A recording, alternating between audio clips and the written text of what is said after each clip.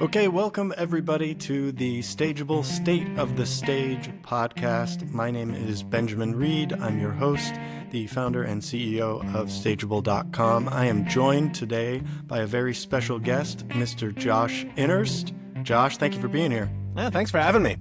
I am thrilled to have you, and I love your booth. I love your gnome there. For those who might be listening and not watching, there is a lovely gnome. Does he have a name?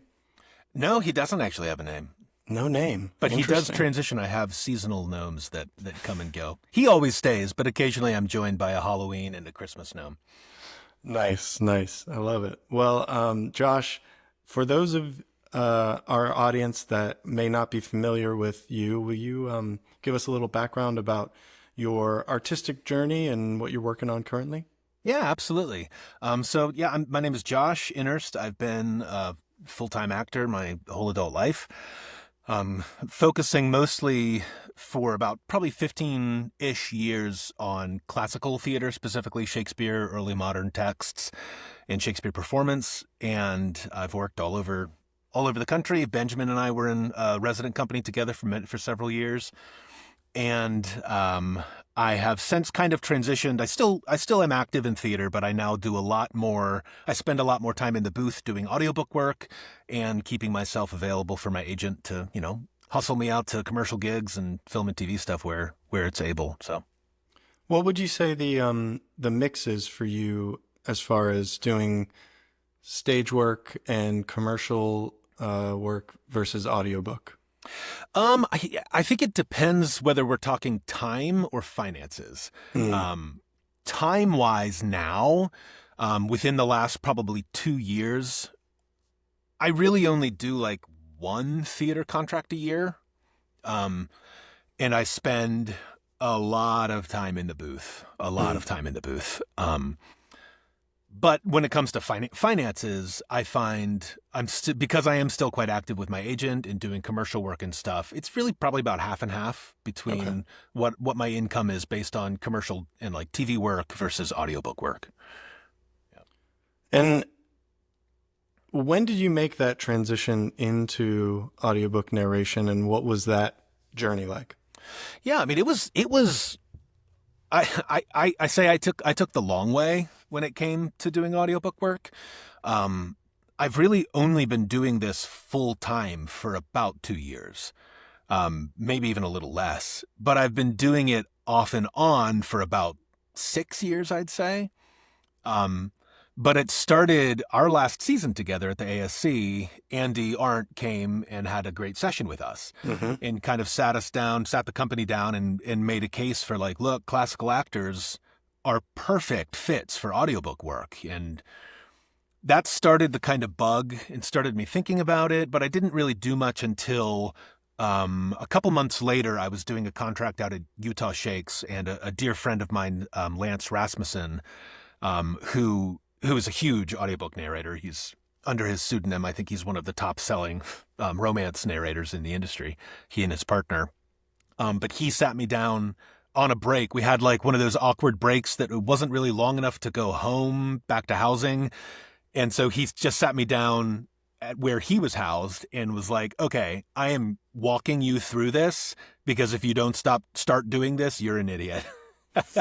And he was absolutely right. And that's when I really started doing it more intentionally. And then it was a slow burn over a few years as we moved from kind of place to place, trying to find a space that I could record in and getting to know my way around different DAWs and basic audio engineering and equipment and stuff. And then it just kind of took off on its own. With me very much treating it like a side hustle and like a part-time thing that I did between my real job, which was theater.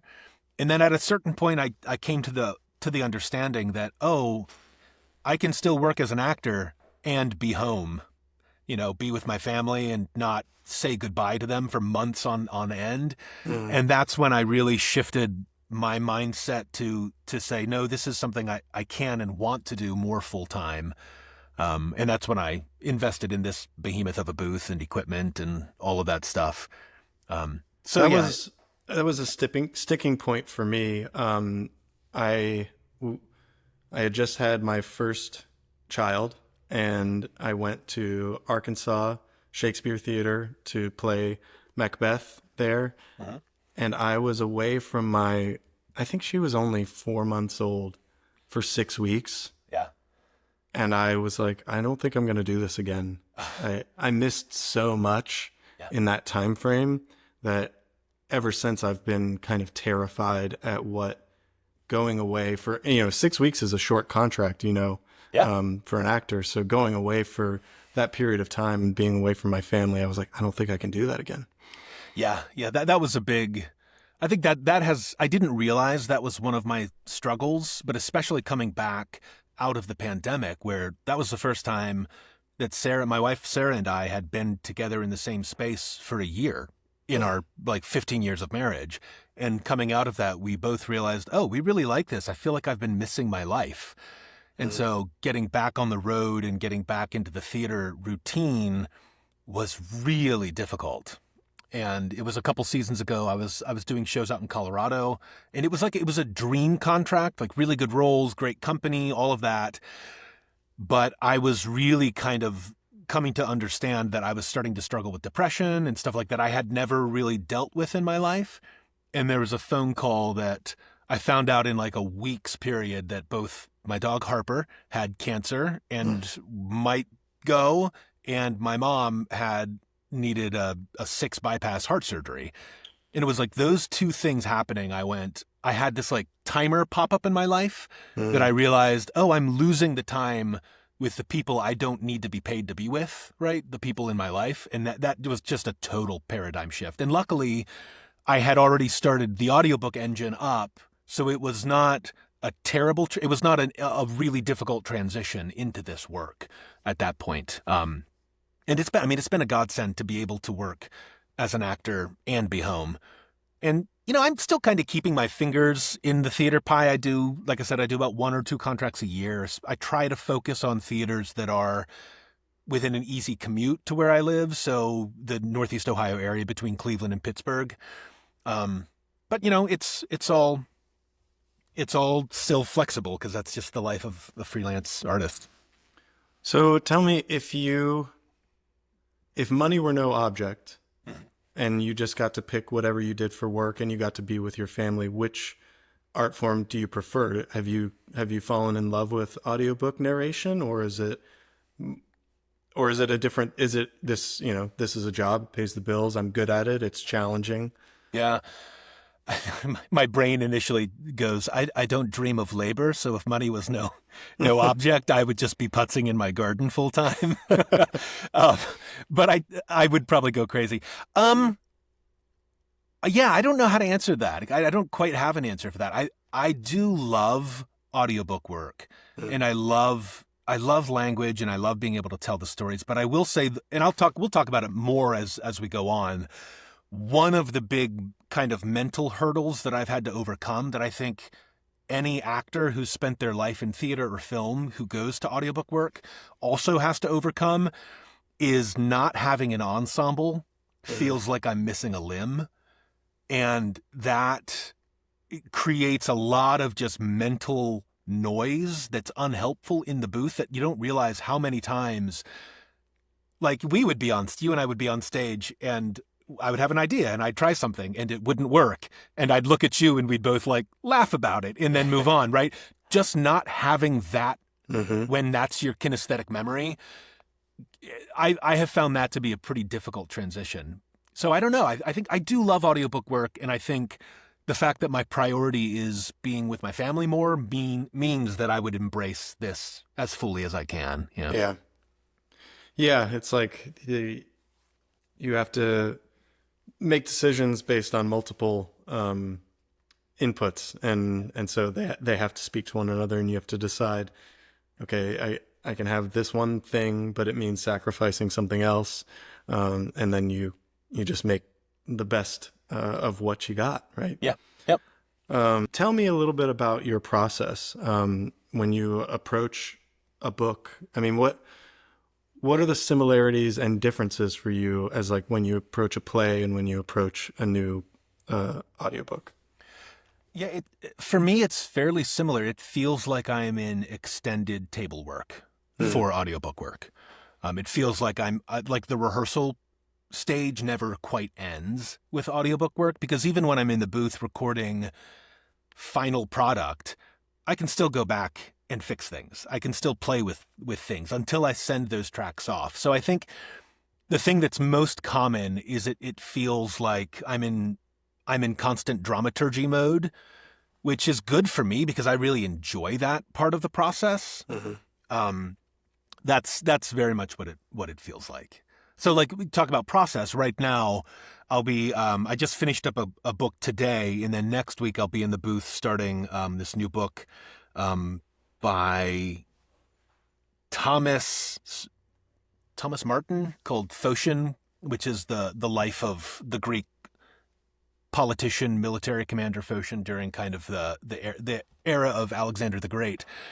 And being set then, and it's a nonfiction, it's a biography, there was a lot of research that I needed to do because I'm not a Greek speaker.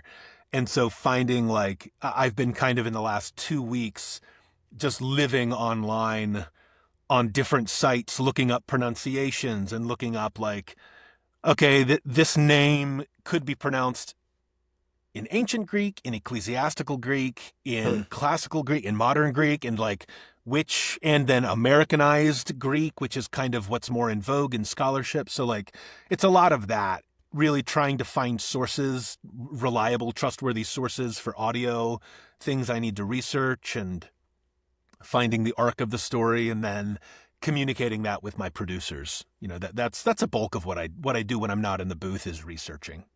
Which is lucky for me because I love that, you know. What's the timeline like for you from receiving the text to, hitting record and starting? It all depends. Okay. Sometimes, let's see. So, for the series that I just finished book 2 in a series under my pseudonym today. I got that script probably 4 or 5 days before we were recording. And that's a pretty quick turnaround. But that's not that uncommon, as opposed to this next book that I'm going in the booth for next week. I've had a prep version of that script for the last month, and I was given my recordable script probably a week and a half ago. Okay. But then, I think of other titles I've done. One of a book I did with HarperCollins last year, which was a re-recording of this really, really beautifully written book about the war in Iraq called The Girl in Green. That book, they gave me probably 2 solid months with the recordable script before I was in the booth for that. And again, that was another one that there was a lot of Arabic words and names, so like I had to do quite a bit of research. So yeah, it all depends on the project. Do you have a typical cadence to your day, to your weeks, to your months? Run me through kind of what your work schedule's like. Yeah. So I've learned over the last year or so to give myself as generous a schedule as I can. Because that's the thing about audiobook work, is if you're not careful, because of that freelance mindset of like, I'm never going to work again, the danger is that you take everything that comes along and your schedule just turns into absolute nonsense, which for me undercuts the whole reason I'm doing this, which is to be with my family. So I'm really aggressive about giving myself a generous schedule, which is good because then that leaves room in my schedule for last minute projects that pop up. So like I'd say a typical day, I'm out in my office where my booth is around 9 a.m, and I do businessy stuff for a while. I get in the booth, I knock out any auditions that popped up overnight, either audiobook auditions or because I still am as involved as I can be in commercial VO. And those, there'll be sometimes 5 to 10 sitting in my inbox that I need to get out. I'll do that, until usually around 11-ish. And then I record an hour and a half, 2 hours, take a break for lunch, come back out and record 2 to 3 hours. Okay. My goal for each day is to get about 2 to 3 finished hours recorded per day, which is about, I'd say 4 to 5 hours in the booth for me. And I do that pretty specifically, that I can do much more than that, or I can do less than that. But I make that my goal so that I can still be doing other stuff, like auditioning for commercial work, or if something pops up that, like, a great commercial gig just got booked, but it has to be this week, but I also have to be in the booth this week. I've built cushion into my schedule that allows me to do that easily, kind of try to have my cake and eat it too, schedule wise. Yeah. Yeah. I mean, I guess that's the benefit of being your own boss. You get to set the schedule and decide when things get done and how they get done. Although I've learned that can be a bit of a double-edged sword, because you are both your own worst boss and your own best boss at times, Yeah, it's funny you say that. We were just talking about Emily Wold, who is a voiceover artist who runs Fablehound. She's a phenomenal voiceover artist. Yeah. But when I worked with her, we were talking about kind of the freelance mindset. And she said, if you are a bad employee, you're not going to be a great boss. You're not going to be a great employer for yourself, which is one of those constant struggles, because a bad employee can mean many things. It could mean someone who just doesn't show up, or it could also mean someone who insists on working themselves into the ground every day, Yep. Yeah. Yeah, I've had to work really hard to create boundaries, because I think the problem for me was mixing the two. My phone would have all my work email on it, and so I would be out with the family, and all of a sudden I would get either a text message or an email, and like, now I'm kind of working, but I'm supposed to be off, and so really I even use a time clock app in order to, like, I am punching in now and I'm working, because I work from home also. And yeah, that it's not easy. I think anybody who does the freelance thing is a hero. I think it's tough work. It is hard. But I am learning, and I think it's a lesson I have to learn and unlearn and fail at, which is really giving myself that generous schedule. I just failed at this, like, last month. I had a couple books come along that I was like, oh no, I need to take these, because I don't have a lot lined up this month, so I need to take these, even though it's going to pack out my schedule. And that they were fine, like, they weren't bad books, but they were just, a job is a job. There was nothing about them that really excited me. And after I committed to them and was in the booth on them, I had a publisher reach out with, like, a dream book that I would love to narrate, but they needed it back as ASAP, and I wasn't available for it. And it was like, dang it, if I hadn't gone with, like, the fear impulse, I would have been available for this. So it's that weird game that you have to juggle and trust your gut. Yeah. Yeah. And you've got to really set your own value, and that when the work isn't flowing in the way that you would wish it always was, fighting against that urge to just take something to take it, as opposed to because it's right or it's lucrative or so on. Yeah, absolutely. That's what I mean. It's a weird transition. I mean, from being a company member, because that was my muscle memory as an actor. I was members of companies, whether it was Milwaukee Rep or the ASC or wherever. I like that way of working. I think it's the best way to get the best work on stage. But leaving that company mindset and going totally freelance, I mean, it's both scary, and also you kind of constantly feel like you're trying to have your cake and eat it too, in terms of scheduling and stuff like that. So yeah, that's a balance that I am learning. Failing and learning and failing and learning. So speak a little bit about what happened from your perspective during the dark days of the pandemic, and then the road that we've been kind of walking back to in-person performance. Like, what the good, the bad, what's been working, and what do you think might be outdated? Well, I mean, the big thing that I do believe is outdated is, and this is hard to talk about, I think that the Board of Governors model is dead. and I think it is destroying American theater. But I don't know how our system can work without it. Okay. But it was so discouraging 2 summers ago to see in the course of like 3 or 4 weeks, company after company after company that was having to shutter its doors. And almost at least, without naming names because they didn't ask to be part of this conversation, but so many of those companies, they weren't just shuttering their doors because of the pandemic. The pandemic was systematic and revealed some major flaws in their system of working that could all be called back to boards who made decisions at a certain point in time, mostly in the late 90s and early 2000s, that really had nothing to do with what regional theater does best, which is connect with community, and was all about wanting desperately to get regional Tonys and get New York people and all of this and get, make something of themselves beyond just doing the good work. And you saw almost all of those companies either have to announce desperate fundraising pleas or having to shutter their doors or let go of all of their staff.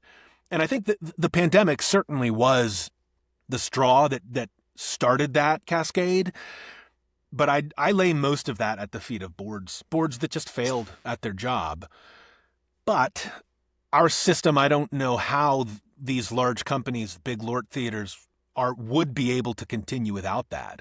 But I've had conversations with at least 3 ADs at big theaters who all told me, like, the one thing that is chaining our company is our board. And we can't, they're tying our hands at every opportunity, and they think they're doing the right thing. So that's the big danger. I don't want to see the Board of Governors model go, but I want it to see it actually do its job, which is provide reliable funding and oversee successful access for the artists to do their work.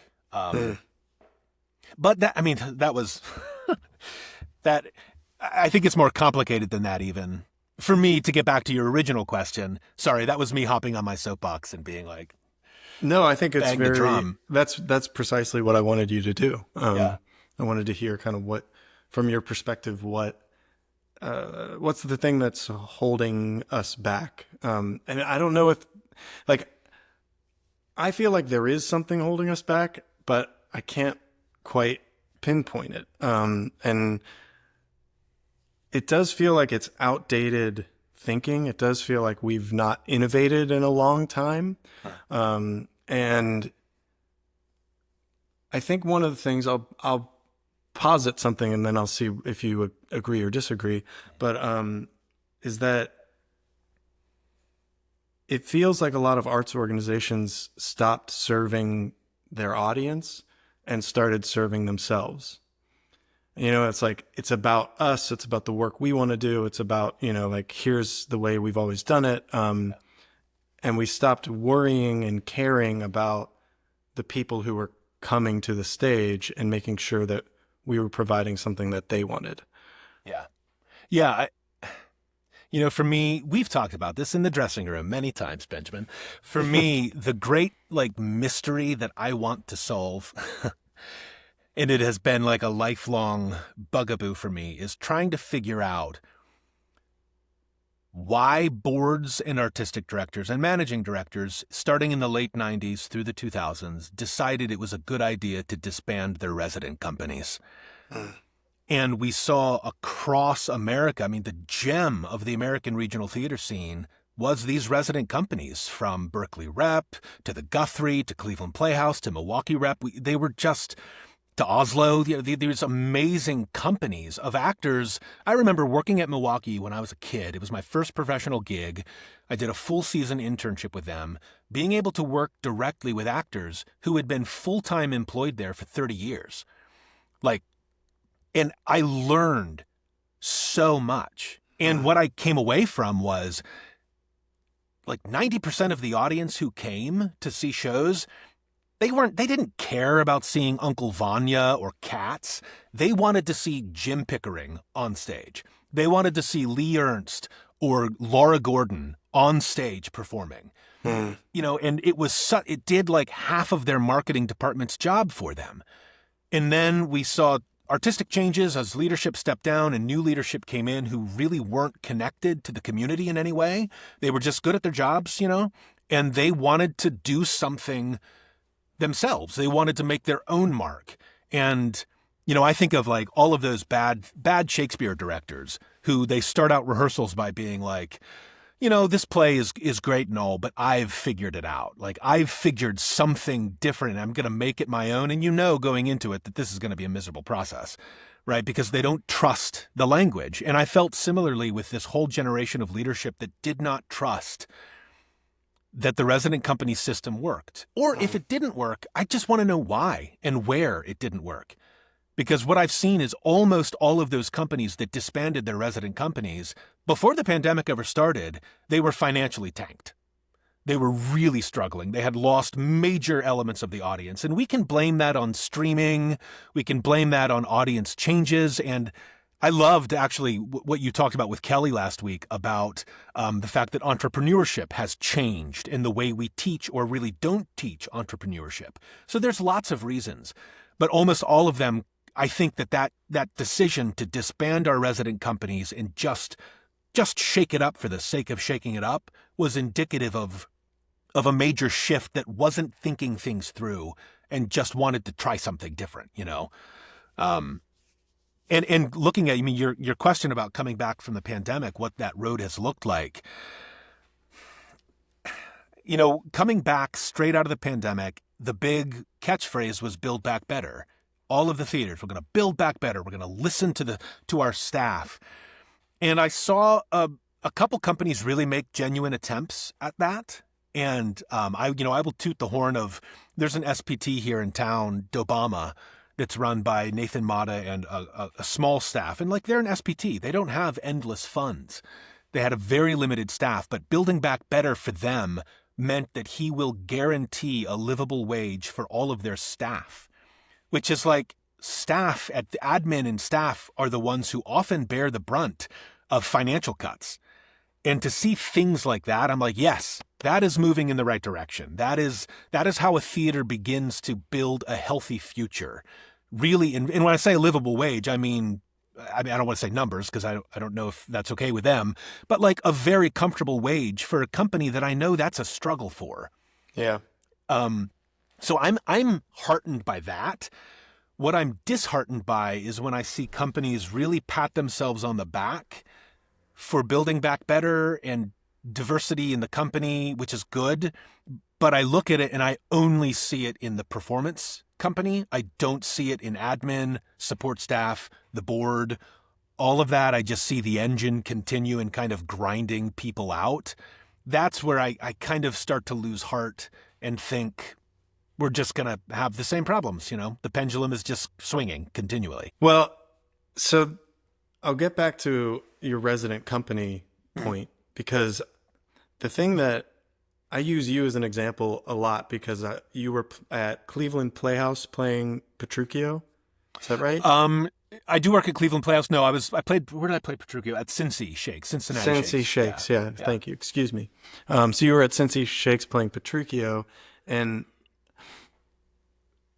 I really would have loved to have seen you play Petruchio. I think it's a great role for you. I'm sure you were fantastic. And just knowing you as a performer on a personal level, I would have gotten so much value from getting to see your interpretation. And maybe I will still get to see another interpretation someday. But that personal element that you spoke of the people who come to see that resident troupe, and they get to know the performers and they learn to love them. And I think that can extend to designers. It can extend to the administration. Yeah. But if we focus on building a community, which starts with listening to the people who are around and hearing their feedback, what do they want to see more of? What do they want to see less of? I think that is the way forward. Actually, it just got released, but I was having a conversation with James Keegan on the previous episode, and I floated this idea to him that had been sitting in my brain and I'd never spoken aloud. But the way forward, I wonder, is in the recreation of community theater and a total redefining of what that means, but in that it should be for a specific community. It should be engaging with that community. It should be looking to grow that community, and looking to serve people who are specifically interested in that niche thing, you know? Yeah. And I wonder if that's how we get back to a theater that is viable and thriving. Yeah. And I mean, I think it's interesting to look at like Hamlet's advice to the players, hold the mirror, right? Hold the mirror up to nature, and to see how kind of toxic culture is right now, and to see that reflected in theater that I've seen. Like, I agree with you. I love theater's dual nature of educating and entertaining. And I feel like we have put the pendulum so far towards educating that we've begun to preach, as opposed to remembering that we have to entertain. We have to have people want to come here, whether it's our content or whether it's the way we structure our seasons or whatever. Like, we cannot forget, and it always saddens me when I see companies that have really ambitious seasons of great new works that draw the curtain back and flay souls, and I'm like, none of it's funny. None of, like, it's going to drive people away. There's nothing wrong with those shows, but like, I do feel like it would be nice to see more balance, you know. Yeah. But one of the things you were talking about, that show down at Cincy, that shrew that I did, I actually had a great experience with. There was an audience member who mistaked me for another actor in the company who we look a little, this great actor named Billy Chase, who's this great comedian. We look a little bit alike, you know, if you kind of squint and close your eyes and flip over upside down. But I was at a coffee shop in town just having a drink, and this couple came up to me and they were like, "Hey, Billy, it's so nice to see you. It's so nice to see that you're back at Cincy Shakes," because he had taken several seasons away. And they said, "We haven't seen a show at Cincy in years, but now that we know you're back, we're buying tickets." And I was like, "Oh, I'm actually not Billy, but like that, I will tell him you said that." Like, that is such a good example of people want to experience that parasocial relationship that we form with movie stars. That's why I will be going to see Sinners as soon as I can, because I love Michael B. Jordan, right? It's why we do that, because there is an idea of that is successful when you have resident companies. Not to say that they're movie stars, but like, I remember walking around Stanton when we were in that company. People constantly came up to us to talk about the shows and talk about, "Oh, what shows should I see this season? I can only buy 2 tickets. What do you know?" It breaks my heart to have seen, and I will never forgive the board members and the leadership who stripped that experience, you know, because I had an opportunity to teach a Shakespeare class last year at Oberlin, and I had a couple days that I talked business with my kids, who were juniors and seniors. And so many of them had no idea what a resident company was. They had no idea that regional theater was a viable option for union actors. They all only knew about New York. And some of that can be drawn to like young kids who don't know the industry yet, right? But these were not young, stupid kids. They were like musical theater kids who knew every show that's ever come out and could sing all the songs. And they just had no understanding that Cleveland Playhouse, just down the street, has a really good equity contract. Great Lakes, just down the street, has a really good equity contract. Like, they didn't know any of that. And I really lay that at the feet of companies that stripped away any reason for local talent to stay. Why would I stay here when I could be in New York and I'll get hired here anyway? You know, it's just one of those baffling things that I continually scratch my head at. Yeah. But partly the reason I'm so affronted by that change is that, like, I mean, we've experienced the benefit of a resident company. Like, I know getting to the ASC, I knew language, I knew acting, I'd done grad school, I'd done internships. I was not a bad actor. But when I left the ASC 5 years and 30 shows later, I was a different artist.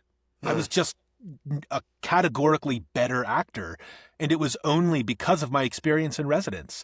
And I've heard Patrick Stewart and Judi Dench and Ian McKellen, all those greats say the exact same thing, that the only reason they're as good as they are is because they spent years in constant rep, which it's hard to find that without resident companies. So. Yeah, and then you think about the mentorship that takes place of younger actors and how important that is. I know it was extremely important, just thinking about James Keegan on the last episode. I came in and played Malcolm to his Macbeth in my first season, and I just remember taking notes and soaking it in and watching the way he and Sarah Fallon worked and the rest of the resident company.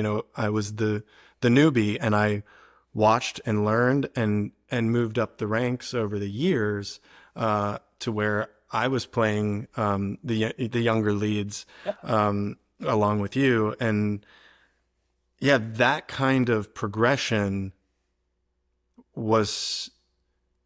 you can't learn that any other way. Right? No, you can't. I really believe that. And the big thing that I've kind of come down to, which comes back to why I'm doing audiobook work now, is that it gets so exhausting to never be with my family. And if for me to want to work decent paying union contracts, that my only option is I live in New York or Chicago or LA, and I have to spend 90% of my year in Ashland, or in, bouncing back and forth between all of these companies. To me, that is like, in a tough industry already, in an industry that is especially hard for women who want to have families, and for me, men who want to have families, I saw, because I started at Milwaukee Rep in kind of the last days of their true resident company, I saw all of these astounding artists who had lives. They had friends, they had houses, they lived there. It wasn't like they only ever did theater and then they went and sat in company housing and drank themselves to sleep, right? They had fully functioning lives, and it was only possible because of that system. And it had its flaws, certainly. But yeah, that soapbox has grown into like a taller soapbox as we've talked about it. I haven't talked publicly about my search for answers around the disbanding of resident companies in a long time, and it was like a creature just burst out of my chest to shout. I mean, there's so few that I can think of. I know the Alley in Houston still has a resident program, and I interviewed David Rainey, who's a part of that company. And I know that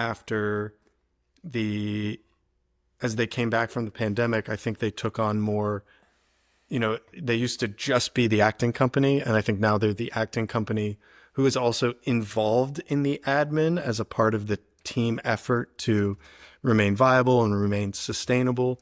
I know that the American Players Theater has a resident component to it, and I know a lot of those people live there full time. But and I mean, do you know of any others? Smaller. I mean, small.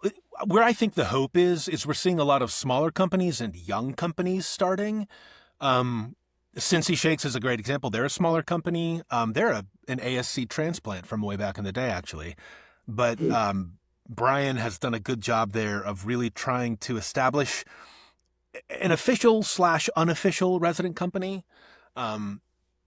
So yeah, I mean it. And then there's new companies that I'm seeing coming out. Like there's one down in South Carolina. I think it's called 11th Hour Company, that they want to establish a resident classical troupe. So I suppose it's just the story of the ebbs and flows of the big companies who get overbloated and die, and the young companies come up and take their place. But yeah, so it's weird. The thing that really excites me about Stageable and the potential for performing artists to come together, create work, connect with a community, and provide them with something that they're interested in, and then immediately see the return on that, right? Go find the one that you love and and make sure that you are a part of sustaining those artists and making sure that they keep performing as opposed to stop and go get a day job. Yeah. Yeah, that's interesting. I'm curious to see how that works with live theater in finding ways to stay connected. That was the thing that I liked when you first kind of started talking about this, was even the feeling of staying connected, because that, especially as we have such a big country with such a large art scene. I mean, that was my biggest frustration, the amount of time I spent at the ASC. I was doing the best work I had ever done in my life, and nobody was seeing it. Nobody in my industry really was seeing it or engaged with it in a meaningful way. And so I think finding a way to cross that barrier and make that connection real. It's interesting. You used the phrase, the democratization of art. We're seeing a big shift in audiobook land of that as well, looking at narrators and authors who are tired of kind of the big, not the big trad publishers, but the big organizations, the big box stores, Amazon and the like, changing the rules and sneaking things in contracts and all that kind of stuff. And we're seeing a shift to direct to consumer relationships between artists. One of the big ones is Julia Wayland's Audiobrary, and the way it's connecting directly from her, who has a following, direct to consumers, as opposed to what most of audiobook work is we're kind of like a middleman in a business-to-business relationship that then sells the product to audiences. And it's interesting to see how those shifts, I think, especially as AI is changing the landscape and democratizing a lot of what's traditionally worked in industries, to see how that affects art and storytelling. Yeah, I think, has that had a dramatic effect on your workflow, AI? Maybe it's hard to say really, because the truth is, long form AI narration, it's getting better, but it still sounds quite unsettling. What's frustrating is you're seeing like Kindle and Amazon and Audible, they're really embracing the virtual voice thing. But I'm not seeing it creep into good books yet. It's mostly being used for kind of backlisted titles that people, technical manuals and that kind of thing. I think that the good thing to be, it's a lot of panic around AI because, the machines are coming. And I think the best advice I got was take a deep breath. A bear is not chasing you. Don't panic. This is a foundational change. And just remember that AI and virtual voice text-to-speech narration will never be as much of a threat to your ability to work as you not doing your job. Right? In other words, if you're lazy with your prep, if you deliver tracks that aren't up to specs, if you don't honor contract deadlines, that is a bigger threat to you than AI will ever be. So focus on what you can control. That's kind of the thing that I'm taking comfort from. But we'll see. We'll see. Yeah. That's scary stuff to start thinking about. It wasn't really, so what I was asking about when I said that was more the editing of your audio, or the I don't know, the fixing of filled pauses, or like taking out things that you didn't want in there. But of course I should have also imagined that AI can take text and then turn it into a voice, and it's not very good yet, but it probably will get a lot better in the coming couple of years. I have colleagues who are great about using AI in prep and kind of organizing their schedule. I'm a bit of a Luddite, so I like my paper calendar. But I know that there are great tools for that. The truth is, a lot of what I do, I'm not doing my own audio engineering or editing on, because I'm just sending off raw punch and roll tracks to producers or publishers who they have their own editing team. Okay. When I am doing my own editing, there are some tools like that I use, but most of it's just good old fashioned audio engineering, which I know just enough to get myself into trouble. So what's been one of your most used and useful tools in your arsenal? Tools in my arsenal, you mean like, are you talking hardware or like acting skills or? Well, I was talking hardware, but I'll take acting skills too. I mean, my favorite tool hardware wise is this iPad. I use it. I spend so much time editing scripts and not editing, but researching and kind of prepping scripts. Yeah. And I am a bit of a Luddite. I sit with my iPad and I have PDF Expert in a split window with sheets. And that's how I do I have a spreadsheet for every book I do. That just helps me streamline and kind of have a way to stay consistent throughout the book and all that stuff. But I'd say the biggest tool that has been the most helpful is this booth. Finally I got to a point where I was, a lot of narrators, if you're in a quiet space, you just need sound dampening, really. You just need not an echoey space. And so if you don't have a lot of noise interference, you may be able to get away with blankets on the wall and stuff like that. But I didn't. I live in a neighborhood. There's trucks and dogs and kids screaming.